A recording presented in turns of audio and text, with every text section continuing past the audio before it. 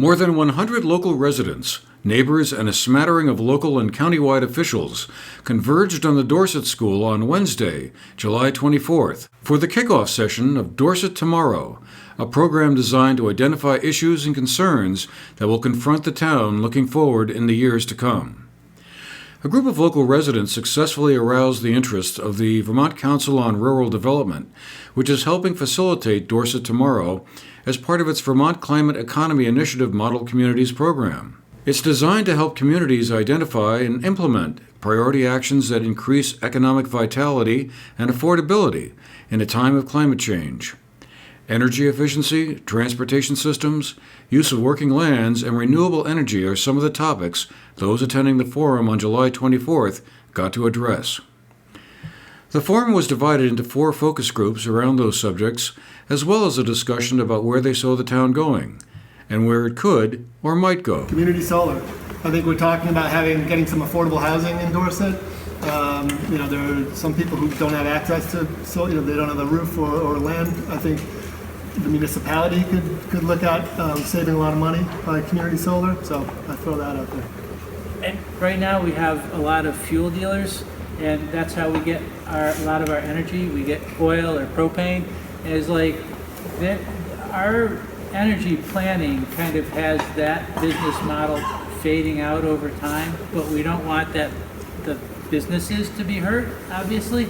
So if we could find a way to help them diversify their businesses, and maybe for those companies to get into energy efficiency services and alternative heating system, they have great customer contacts and everything else. So there's my big idea. As agriculture, forestry, and outdoor recreation, as well as the natural environment, what are some of the challenges that you see facing that? Bylaws. In what way? They're antiquated. They could be updated. They require people to develop too much when they're building a house, or what's the problem with the bylaws? Just a lot of zonings happened recently, and a lot of changes in the zoning bylaws have happened, and the town's kind of changed since the inception, and the town's still kind of back in 1974 with their bylaws, and they should, in my opinion, be revamped. Okay. Town plan's being revised right now.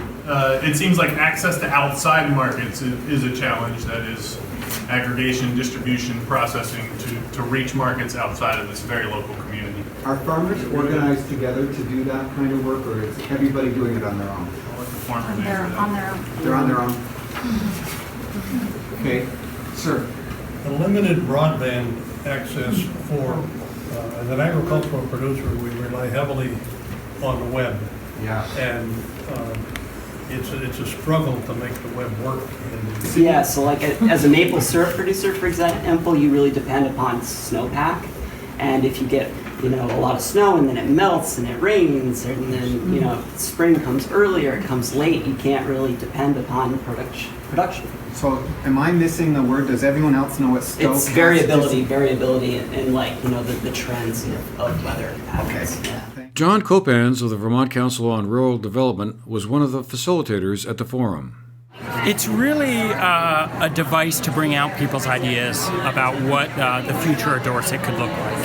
The program is called the Climate Economy Model Communities Program, and basically the idea is that while a lot of people think of climate change as a real threat, and it is from an ecological standpoint, it's also something of an opportunity in that many of the things we do to tackle climate change also improve our quality of life here in Vermont. Vermonters actually don't love driving everywhere in their single occupancy vehicle. They would love to have other ways to get around.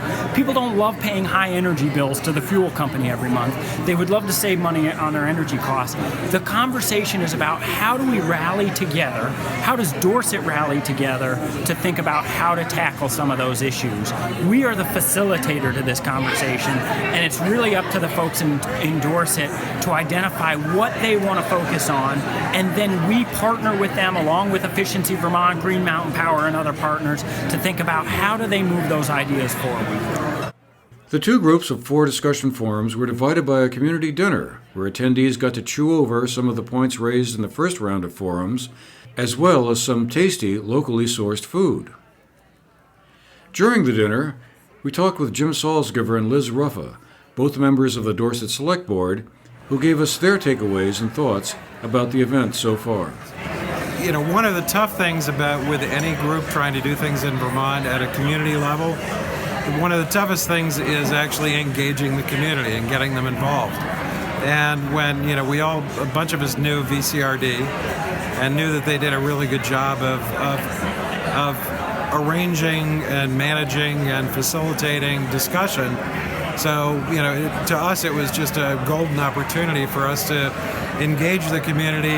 You know, it's a lot better when we have, you know, VCRD and people from Green Mountain Power and from the Ag Department and from, you know, all the all three congressional offices, you know, auditors, etc. We have all those people in.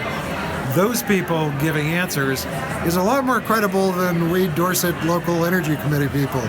So, you know, it's bringing all those experts in. It can be really helpful. And I think we also like that this is a process. This is our kickoff, and then we'll have several additional sessions down the road to kind of fine tune and to help. Then we'll pull in experts again to help us try to accomplish some of the positive things. But I thought it was really positive that we had a small group to start with that kept on growing as the session went on. It probably, you know, increased at least fourfold during the session, and we ended up with, you know, a good representation of people.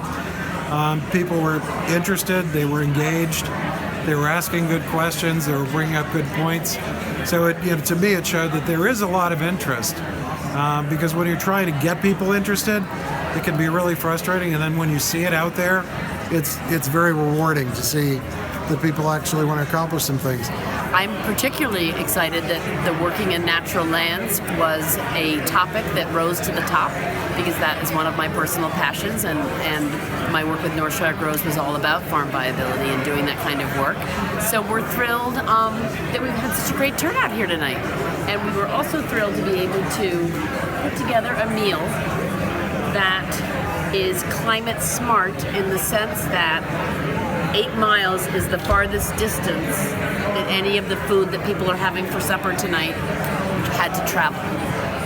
First we gather ideas, then there is a certain amount of sharing back to the community what the visiting team heard, and then we'll get to work to prioritize them and then to take the ideas and turn them into action. This forum was the start of the Dorset Tomorrow initiative. A second step will occur in August, when there will be another community meeting to select priority action items that emerged from Wednesday's discussions. That in turn will be followed by a third meeting in September to develop those action plans with an ultimate goal of implementing them sometime next year. Rob Giotti, Dorset's town manager, said he was encouraged by what he was seeing so far. I'd say two things: that the turnout's been really great, and a lot of really good positive discussion about wide-ranging issues and both the assets and the challenges. And I think the solutions part of the discussions has been really good because it's been pretty broad and in-depth. So, for the GNAT-TV News Project, I'm Andrew McKeever.